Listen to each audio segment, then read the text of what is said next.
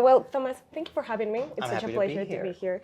After 10 years, The Lion King is returning to Mexico, and it's been almost 30 years since it started on Broadway. So, what do you think it's the secret that the story is still relevant for new audiences?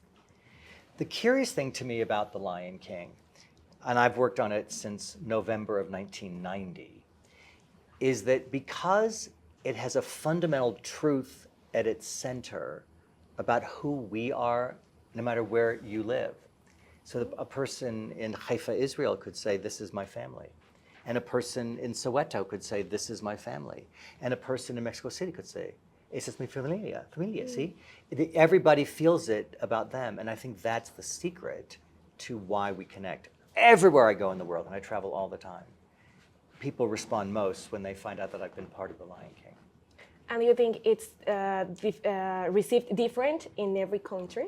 No, I think people fundamentally think about their families, their communities, protecting people from villainy, triumph of good over evil, but not without a battle. I think people think about this. Everybody has the same thing of losing relatives, people who die too soon. That's a truth that we all experience. Interestingly, when we were making the movie, some people were very concerned about the sequence of Mufasa's death. And there were people who asked us to not do that. And its greatest hero, that sequence, was actually Roy Disney, who said, you have to leave that in. That's the most important rite of passage Simba will go through. Yeah, and I think as a kid, when I watched the movie, it really marked my, that time. And you experience grief differently as a kid, as an adult, and I think it's for all the audiences to watch the movie. And But you know, something fun about that for me, because it's been so long, that I meet people who the first time they saw it, they identified with young Simba. And then they came back years later and they identified with adult Simba. And then they come back again and they identify as Mufasa. Because it's been playing so long, people's stories change as they watch it. And I think that generational part of it becomes like the most classic of stories. Yeah, I love it. And you know, going to the theater gives you the opportunity to connect with arts, with music, with dance. What do you think is like the greatest part to going to the theater? The greatest part of going to the theater, and I experienced it last night watching our preview, is that you're not alone in that audience. And you're seeing something that for most people last night they probably had never seen before. But they're all laughing at the same thing. Pumbaa says something. They're all getting emotional when they see the tragedy with Mufasa. They are laughing at Zazu. These are glorious actors on the stage here in your production. And the audience gets to watch it together and feel it together.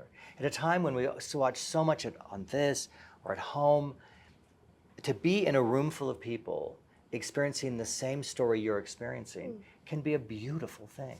Yeah, it is. What is your favorite character? My favorite character changes based on my mood. Okay. My mood, always. I lean into Timon and Pumbaa because I like the vaudevillian kind of source of that. But it's also a Shakespearean thing about the rustic characters who meet the fancy characters. And in this version, the stage version, I love the character of Nala. Julie Taymor asked the writers, Roger Allers and Irene Mecchi, to change that character or expand that character from who she was in the movie. And I love her arc, I love her song, Shadowland, and I love the scene where she argues with Simba. And he says, you're beginning to sound a lot like my father. And she says, at least one of us does. And the fact that if she didn't say that to him, he would not become the Lion King. Wow, that's a great moment. And Thomas, you've had a very significant career. Do you remember a learning moment that that shaped you and you apply to every project you have after that? The interesting thing, and I've worked on things that were huge successes, and I've worked on things that didn't succeed, and I've worked on things that became successes long after we made them. Some of the most beloved projects I've worked on didn't get as much attention originally as they do now. And I've learned that everything a group of people come together to work on has value, and not to overjudge it in the moment. I've seen things be massive hits that no one remembers. And I've seen things that over time become so much a part of the culture. And so I think that we all need to give artists and art makers and ourselves a chance to let creation breathe a bit. We all know this. You can go to a museum and see a painting. Van Gogh. He didn't know that he was popular. He didn't become popular until he was dead. Art lives. Life is short, art is long. Wow, that's amazing. And how important it is teamwork, like. I've never worked on anything that was a solo project. It's not what I do.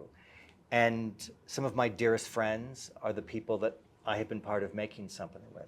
And what I love is seeing an idea that gets presented, and then someone comes in and takes that idea and makes something grow with it. And this person comes back and changes it this way, and then this person touches it that way. And as we move it along in a true collaboration of people who are trying to achieve the same thing, that doesn't mean it's easy. Sometimes the collaboration can be very difficult, but it results in something. I love a team making something, and then the most fun of that is watching everyone watch it together when it works. For sure. Yeah, that's really important. And Thomas, how has technology impacted the way stories are told in theater? I mean, there's two things that can be true at the same time.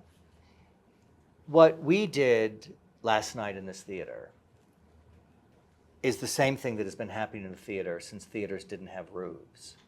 And theater existed for a couple of thousand years without a roof, and they did just fine. And then someone said, let's put a roof on it. But then someone said, well, how are you going to see it? Because it'll be dark. So someone invented a version of light. wow. Right? And then we watch it. But today, many of the techniques we're seeing on this stage go back to all of that. So the technology changes, but the reality is the essence of storytelling is precisely the same. Like the root of storytelling, it's been the same. And there are things in this show.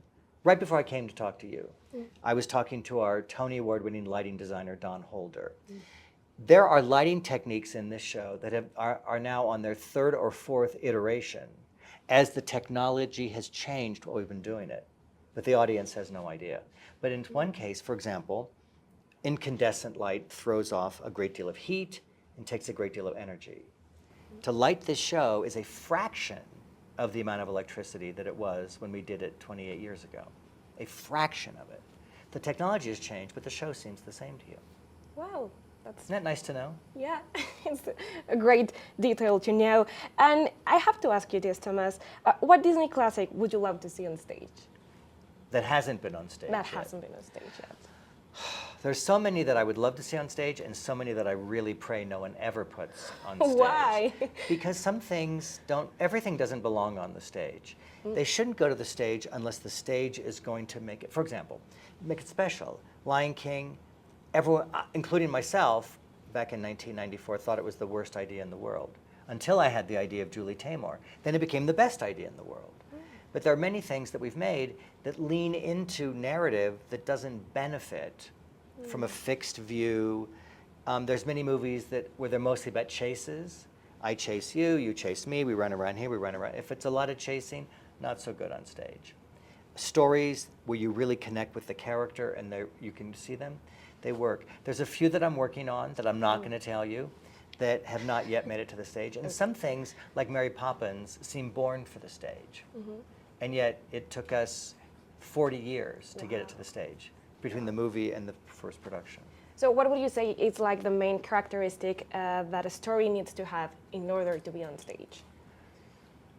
Well, here's an interesting thing. The way I see it may not be the way you see it. So I have friends that are unbelievably brilliant theater makers who will see a way to do it, in which case I would love to see them do it. We didn't, for a long time, put Aladdin on stage because I couldn't see how that action adventure with 5 songs could be a musical. I couldn't see it. But people kept asking for Aladdin. And so we did a workshop just to see what was there. And Alan Menken, who wrote all the songs in Aladdin, some with Howard Ashman, and then after he passed away with Tim Rice, Alan pulled all of his music out, and he began saying, look how this story could be told through music. And he, in a sense, reinvented it. And we read it at music stands, actors standing and singing, no staging. And in that moment, a friend of mine, my music producer, turned to me and said, why isn't this on Broadway? And suddenly in that moment, an action-adventure movie had become a musical comedy. Wow. And then it made sense. And then we figured out the carpet and the genie and all the rest of it. It sounds like magic. Well, that one is magic. Yeah, it really is. And Thomas, what would you say to the people that are going to see for the first time The Lion King on stage? What to expect, what to notice, or just to enjoy it? The two best things to do with The Lion King is to sit in your seat and just relax and let it hit you. Just let it wash over you. There's far too much to see in the show on one viewing. Don't panic. Just follow the story and let what Julie Taymor has created just hit you. People watch it. I watch people watch it for the fourth and fifth time, over time, you know, over years and years and years. And they always see things different. People always say to me, did you add that thing? There was something last night. I went, huh, I've never seen it quite that way. And it's been there for 28 years, right? When we started rehearsing. And last time I went, oh yeah, oh that's, That's the best. You can't see it all at once. You keep discovering things. Always. And then different actors will say something, or a different moment will happen. Someone makes a point out of something. Well, Thomas, thank you very much for your time. It was amazing to talk to you, and I hope to see you back here in Mexico really soon. Thank with you. another story on stage. Thank you. Thank you very much. This was Thomas Schumacher for Los 40.